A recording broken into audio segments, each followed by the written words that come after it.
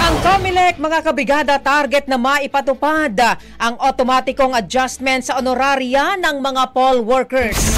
Brigada Sheila Matibag, ibrigada mo. Brigada Live Report.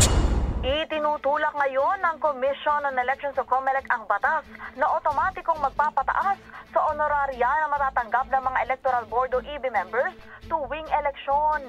Sa isang forum, sinabi ni COMELEC Chairperson George Garcia na mayroon silang proposal kung saan magkakaroon ng automatic increase sa honoraria on a per election basis. Ito raw ay imbis na umapela na lang lagi para sa karagdagang bayad.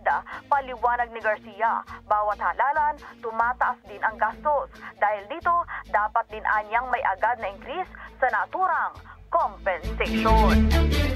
In the heart of changing lives, ako si Brigada Sheila Matibag ng 105.1 Brigada News FM Manila. The Music News. Brigada Balita Nationwide. Ang bahaging ito ay hatid sa atin ng Mom's Love ES1 Capsule. Simulang tuparin ang pangarap ng iyong anak. And starting now,